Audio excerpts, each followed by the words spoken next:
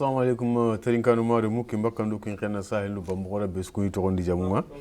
xawumben go tarinkana xago hayni ke litinto nga malato nga ora sukuniti itogondi jamunga lenki khadi masalanta kurumba odo akhi ngaddo mi ore mi ogira nyagali agani buya jagana odan tiga odan mam odan nawad mo siringa angar haqqat ku sura lenki khadi ne linyi mo khirnde ke masalanta ke wakata ka honga gam ponta tele kane mo gombe hinu ben gam ponta bangedo ka homba tenga ma takasinu ben gam ponta nyana ka hondi o gam ponti konno aga katuno ka honga aga adene e kaniyat kenkare yo buya sadu billaro masala ken gondi ando mare mun na me kun kempal wona tenga katta masala nga bismillah jagana أعوذ بالله من الشيطان الرجيم بسم الله الرحمن الرحيم الحمد لله رب العالمين هو سمبندو خاتين كونيني هو آخرين كونيني سونينكو بيغا نقشط نغندي ما نقشط هالي هو سكونيني جولي كهيدي ليك سيبا نقشط ما نواجبو أغرى خسو سونينكي كاتينين تينو غسو ورو كي تمبرا واتنا لغاني بيتا اندو خيري بيتا لين اندو خيري نوري موسيرينغا بويا هايكلين كونا مسألة كيا كما ورا سونينكي نشوكوني كاتوني راكسو يدونا تاتوكو نغاتيات كينكارا يو بويا لينكي اواتو نانتي كوهاكاتونيا walla kusina dangintoy mo alla ga yirgi sina kurumba be koyni aga ni sine wujun hili tampille ado hillo watu nanti ya harunga ila kotanu mo siringa ha hankan ko ha dogatin tor ko walla gouvernement ku yo ida de mandunga bunda wari ya harunda ngani kadi hakan ke gam fonta tele kaniya igol nganta kilunga gam fonta itallanci mbendini gollu ko gam fonta tele kaniya tikenka halle ko gam masalan ke kam makinna nanti ke ganni kadu nyaara huma kadu nyaara huma sikke be gada ngani katta ka honga gam fonta tele kaniya kilubin kam matkenka ado lengi kala woti khaya garu khani kittu ngoli nganu go khani garandi ndarunga khani humbe gani biradu nga agam fonta sirun kilubin kam mana khama kanu churgonde na khama kenkara manam ko mon jogon denga a ho gabe gadi akari antena khaya garo kamati kenkara lenki anam hano konno ya horbe nga sigido kebe gano gati secteur informel ke gani kitu ngol ngano ngati kenkara igam fonda sikku ben dawre ma qoton benu kamati kenkara wolle gam fonda de mandu ben dabani dangam hay ke lenki gam fonda tele kanya isi kende ngani jamani development alhamdulillah rabbil alamin cike ndagal la dangani ya garen kenkenga alla do khoda saxay agani kebe kengani yagare sugana angala khenenki anga kitirangolenya hoani akotengani yagare kamma bari kitirangolu nangaba intabana yagarunga iwa garandini kuwa gagene kuwa tella khobo iga yile tella gaga ku khawa sikide iwa dabarni pour khobanu ne la khobo iga nyana mo khombe ewa yakar kukuna lenki alla da khota nyogo rici nanti jamanu kusu wano honde kenga aga sago yakaren kama yakaren kanga yakaren wurnu awatelle hota na mundu kenga ni golle tanaga hitikitran golle bane kenga ken mande ken churici ma jamani nya ma katu yakaruku demana kenkara makato demanda kita voilà makato demandana kita wala golle ke asunyimi golli bane pour kita yanka wa khotono kellaxe angandai de duna suga nyimi golli bane akote nyani e foku bane suna kararaga ngana nyangarandi ndane kenanya gaga na kenanya kena hotana da gaga no kuda hotele halia voilà ku khawara na iwa kutu iwa iwa sanki très bien kebe gani soni kallemme nyime gollenga oga to oga sarade oga khorade kenni garandenya o mano ku sare oga garan chollu nyanyo o saranu maga e wallenki angana hay lenki soni ga yagare gabe wa kadi lenki anglawe taun qaso wala khaso helle anta kitte wala garaji kella samante nyen mande ken chababu manin cigi soni ga yagarunga lenki mattenga garandenga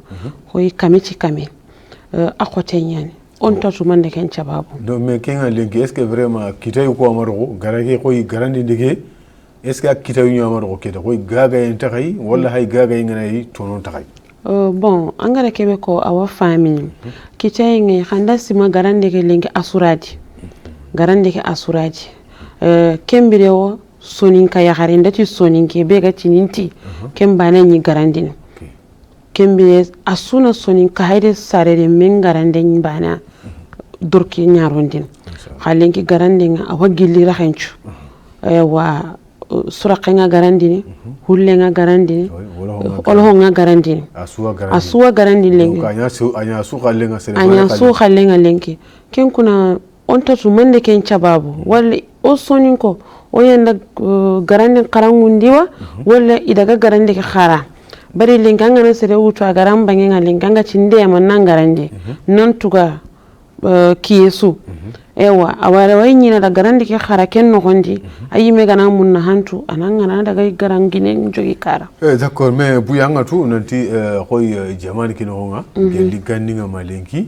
ida centre nyokonu dabari gelli ganni nyime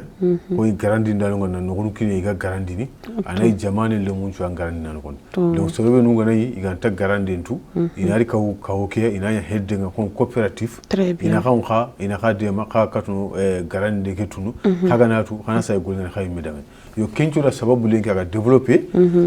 keranki garandi ndike abugu soni ko mbani kitendi anya su khallen il faut soni ko na kento to ngunyane lenki ngana hay garake be yimbe soruku ga khobonanga kasuna mbagi ke garandi ni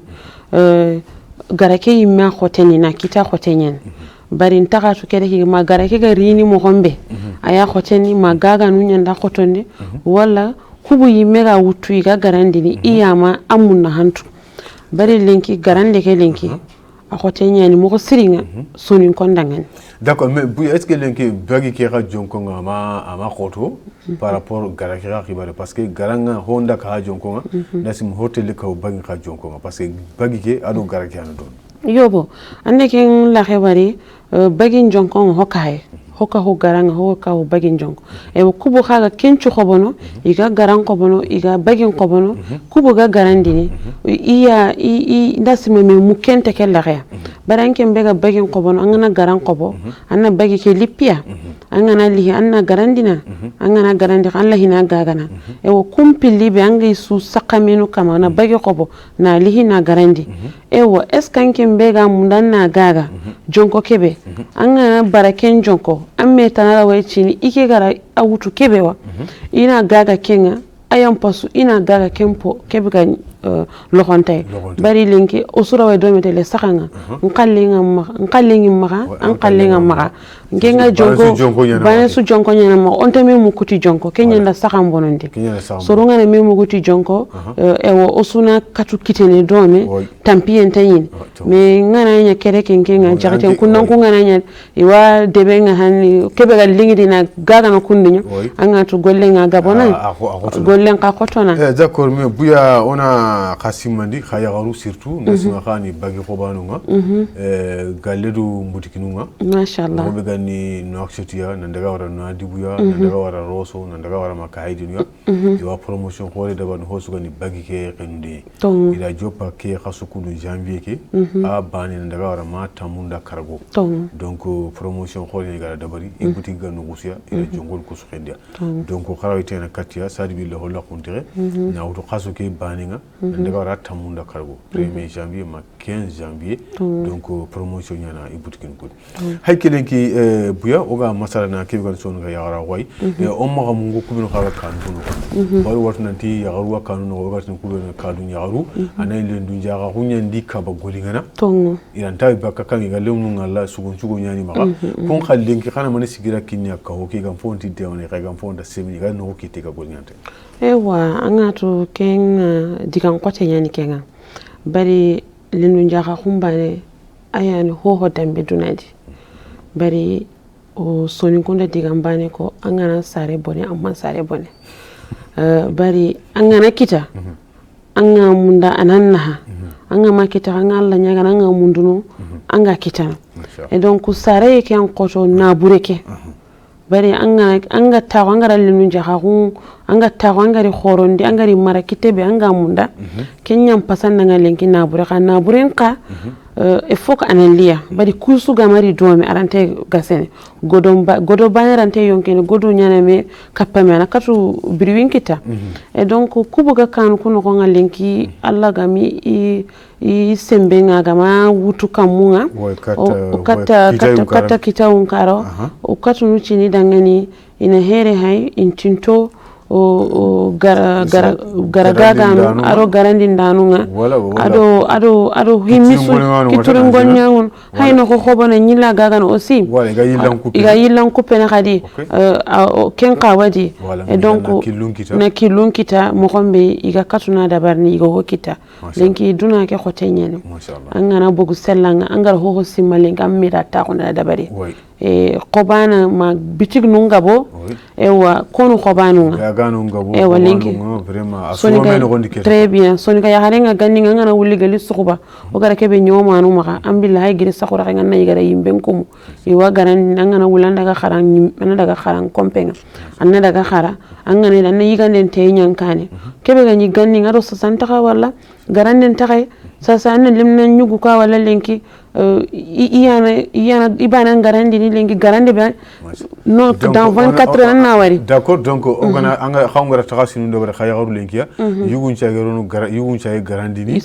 yugun ya khungunda no nga c'est-à-dire que ho sugani yagarunga fonta sikira baten agani garandi ganni nga amman yugo walladi khalenki asu sembedi gun kiti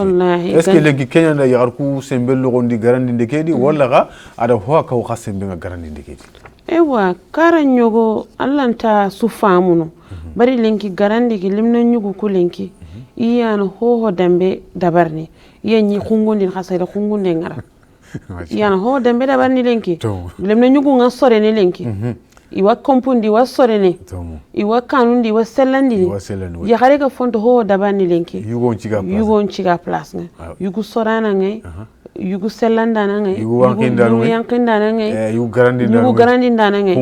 kungundana ngai lenki ho gara Allah sama lenki ngani yugun kara lenki mashallah Allah di ya khungunyi ken kara donc lenki yagar ku ka est ce que ho to lenki yagarun ka gama de bari anda yugun gar ho su de bari lenki ka sigi yagarun cigiranga est ce que yagarun ka sigi yugun cigiranga wallahi yagarun cigi moko siri yugun cigiranga bari lenki ngatu ho mundi ke an qoto han ha yagarun kungunga isigi i place nga bari yagare gana wulli gelli suguba anna kira kingudi anna nella kingudi anna sunka kingudi anke ho honta nangani anna daga sako angana gire kada anna wulle kadi kingudi anyani kanche anyani tasanu ngaka anyana sudabarni yigande preparation anyana sudabarni yugo ku lenki ikunka imaka simedi kinguge o yagaru bana honi lenki juduna hega daga moko kebe lenki duna ke wulli ke ga kinyera ke kebe lenki c'est zo dan kitenga hono kon kede ona medium anga ma hayro kungido lenu jaxum pay kene lemnu ngana wulli memike voilà ana kuwanki ana kuroni jo ana kuira molondia ana ku fompe kundi metanu mais harsa famille en to raxe ñugo mais raxe ñugo xadi on ma su to ya gare ma bari ya gare nga angana haytel angana hayrini o sare dinenya o khoro dinenya wangara wari lenki ara hinna unyari ci ora medema bari angana hayi me dina no konde ya garinga daga kadi amu fonto kusu dabarni me lenki duna ke ri mo khonyani lenki yugundo ya garu su khurbe me anga yugo ngalla ana kirangol ni ya garina wurungol nya aywa donc kenyande ke d'accord mais ton khadi buya hay kele ko ga seni kaguma o ke khibar ngeti kenkara angatu nanti ogana bogu kaguma o ke no gondi lenki ya garunga inya terano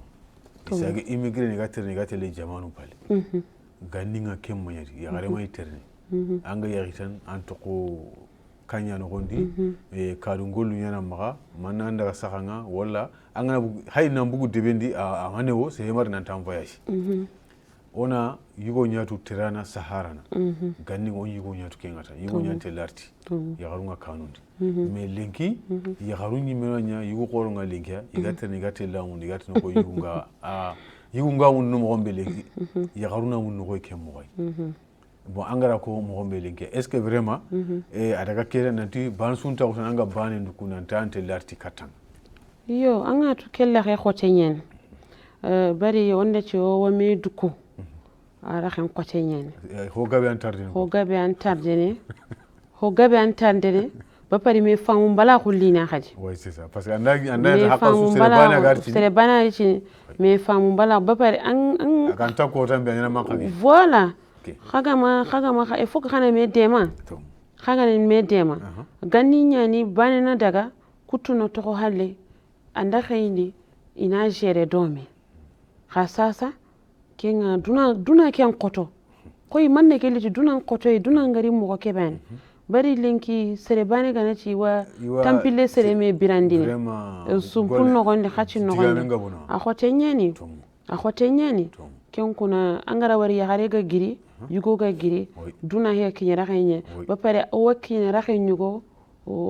ana maka janganya niqati wala roxoye oui c'est ça parce que amul ko tambi xal hoganta ngata sere bana natin ko tasu très bien ko tambi xagana tindi aranta sina anta axusanta ina manqa mundo yo angatu ho deme handanya tumbake nga kere kenga anya kuta dunga yo donc lenki anna man ko no kubel lenki ga gune ga terne ya garu ko ya mo ga tere ga gada ho mundu anna man ho kuni daga isi kenda ngani vraiment katta ka hono wala katta ka wala ga sigiro ko no yigide mana ina fakam anke digame wa ada mpata nyintentu ya burun nga duwani nga kono kubuga kamunga kubu suga nonga lenki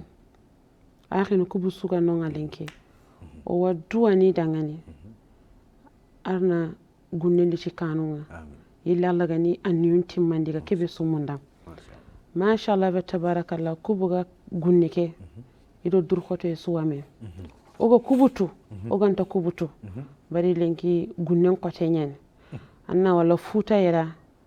anne giri anna daga ngakhin kan anne yige anne mini senta tinanda sutte wala senta nyukume na ngure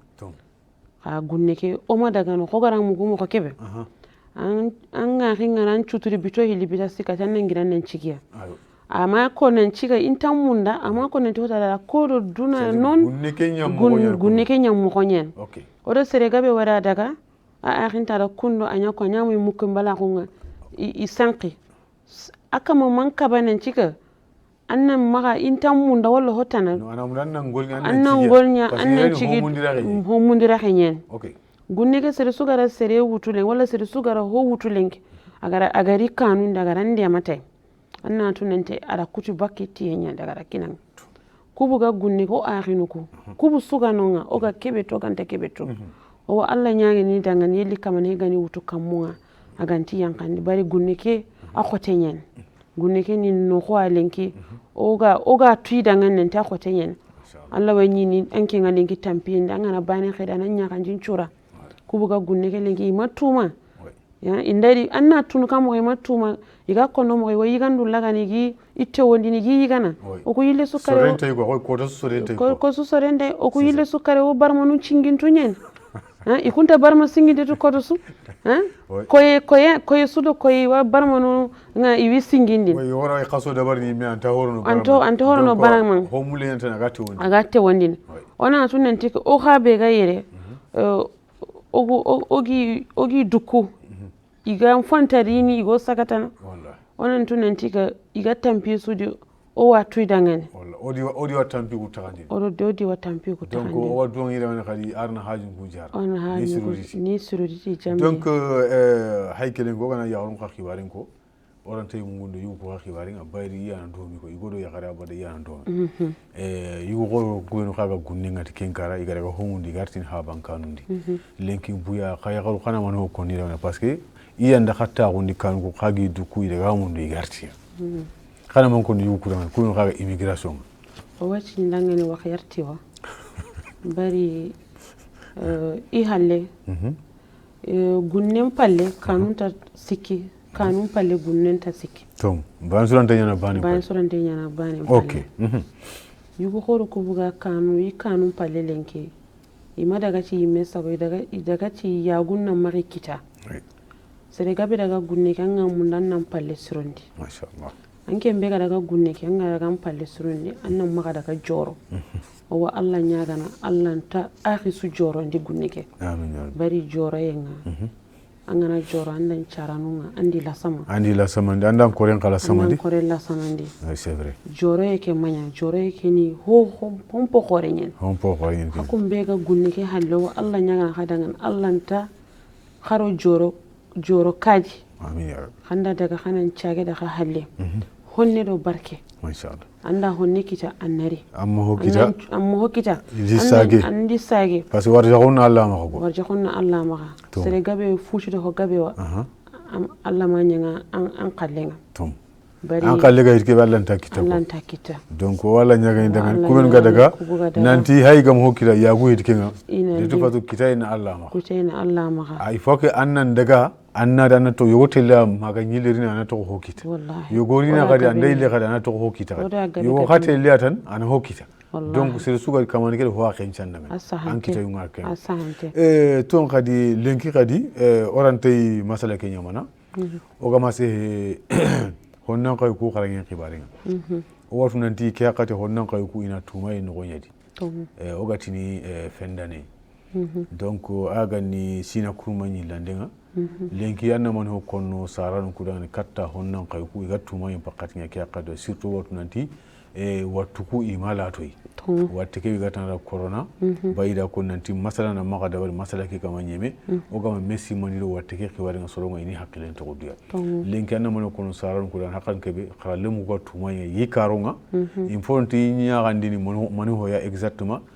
xumbane sadi wilda say katta xarankanuku i ga attention ndawni watte ke awa yalanodo soron batten hay kedin ko sikkanga i katta soron ewa ke watte ke walla ñagana arna bugu yere illi watte ke gana la towa illa gana sanku agari mogo ke boga ma tawai agana sage kunnunga oga ma baga seda mashallah ewa saranu ko wahina daha battenga o wacina kadanga ni lemnu kuga ke tuma yebe no gondi ga cini congé iga ke tuma yebe no gondi hanan ci hidangani khadina masala bari masala ngi angana lementa gondi anna famunje limni angal ho kona dangan ada yang koron watte ke sangi heti watte ke sobo manyen badang sere gabe wala le ganda wa entourage a watte kunu te ku ke ho gabe ni lenki watte ke o wajin chagene sere gabe wala ngaro yimman karawa me amada ga dukkan site o ma daga du hay me an gana haite langana haidin anta wasini yini kenya ne soit asentom nun joppe ana wattimi senga be wala sere wattimi senga mu karna wa jincha gene ko hatongi wata donc sere suga tana da hosa ngoko voilà yimman karanu anta famunu lemnu ko Allah ndanya igana joppe ne tele khara khabe gani saranu iga gilla khawa khase khare mundangana khani protéger par rapport masque nun qibari khana masque nun kina khare munga abagi manyani ina yanqi ina ro kiyenga ina ro duwa anda lemne ngaranga hayta dangani angana ro kake antonum borati ke karado kebe gadimi ado toujours na kenya da bari umma gore mukura ganan ci lemnu nyani tan lemne afamu andar tan aga griya kol ngam gomi tan aro compendi ke mo ana yigandu daga ke mo ya donc il faut que ina lemne il faut kana famundiya lemne ngama fami anta gasene lemne nyan qorono anna lemne killi hindina maga wala ma anda famu sollenga na tanga sollen kosono anga hokonna dangen amma daga khose et donc lemnu ku oni famu ndiya nyana kumbane qirso il faut que ino hoko lemnu ku dangane idi menjangu idi professeur nu c'est suga foronta nyana mo gombe comportement be anga comporter au delà de chez toi à l'école il faut que lemnen comportement ça soit régulier et respecté. Très bien ça. D'accord, mais Bouya, hakatinga jopa bosini, iti minutes nous tantanto ntoko. Yo Bouya lenki ana mono kono kahonchu kahomantin nangani, aga ni nyamugo sirenga, ke wate bega lenkia, anta lemnea, anta kirsea, anta lemnutu, anta kirsetu, wate kena raswa batenga lenkia. Lenki mano ara indena makata soninkara swado jamane chu kahomante. Ewa soninkara su kahomante to jamane chu kahomante. Oga kebe konna kadangani kana haqqe to ko khadiya hitine nti kantatu me simmande nyen ona menu simmande ono haqqilo to ko me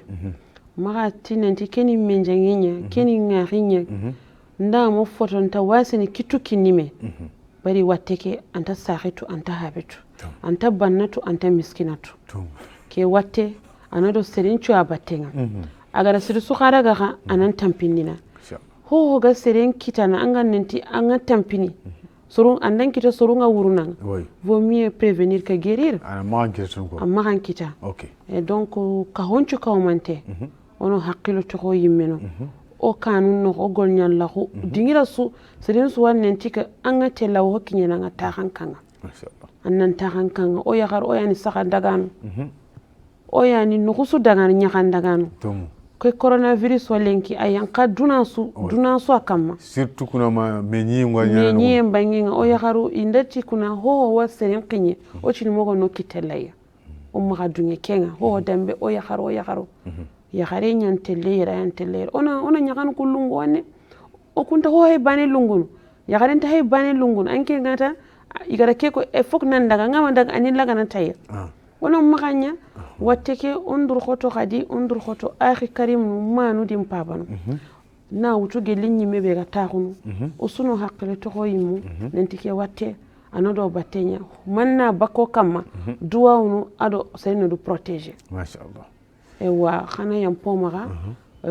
ke masalantani o gari tay linki o wado wakati tana do masalantanu tana ewa kengana dangi yam pay mundiye o sumpunda khati kunyini o wakir sun ko o dina dun kon kunyini be suga wuli murtani nyam kote kam mangani qirse angani dina dun kenga futa no gonde o wacina ndangani anno demati duwa o khawande manti duwa na kiyen khairin gabo o kenyani haykelenki buya kuyindi banito kata kuyinu ga jamani palle anna mano kuyinde ko ni kadangani anna mano digala ko kun kadangani jamani palle kuyen terano ben goma halli jamani judangani ewo wacini dangani arni kisi arni tanga wateke lenki ya woma khayere me iyan koto bari kunga ndikita nonga iwi kabana ho dambe iwi kabana bakka haynan daga yigera ku nyogono iwi kabana asuterena ewo ido dur khoto ido tampiye bari ho dambe ni munyune immunyi o kilungi o khawat nentika ido dur khoto isuwame akhino khakumbe ga jamam pallo wodo wana khadangani illa alla gana ke dangindi jamdi agana sutura nyangoda akamma o wacina khadangani wassalam ila marata ukhra kenyani buya oda antiga oda mamoda na mo siringa angar haqqatun kusura lengi qali na li moy kenkara ordinanti o kapalle manyana nga antaka dalana yo anyi mena sage invité lutini andiga masala goro na barin dome yo hosuga da joppeni mo hana mangande may kempalle keta kilena kinanga na sage do golle mbatega ka haykele ngoda bismillah mortani television kanga lenki odan cuna holla qubanu ko odan cuna golli bani kay lenkiya sal golle ke billa semben kita ankitendi ma ogan na hernya kadi ogara kilun ko yime na to kadi kilun ko gam fonta batini mo gombe arna yo sudan ngani fahamir kenkar odan tiga odan mamodan nar mo siringa ka go ma hunda ngani hajunu ngani angari suwara angari yime lenki masala ke kenkar xam ben go terin kana kimba ko no ken xena sahil no bambo oda gatti oda khamama oda kana mo siringa khagara ka haqqa dun ci wara kadi nan tan katto mo tan television kanga masalan ta so kan kan ngat kenkara gan jamani kanu ngat kenkara lenki masalan o kempena khada ngani ray lenki xam ben go terin kan ngeli tinto nga malato nga lenki masalan kempena khada ngani ray lenki oda qawa haqqat nay assalamu alaikum wa rahmatullahi ta'ala wa barakatuh.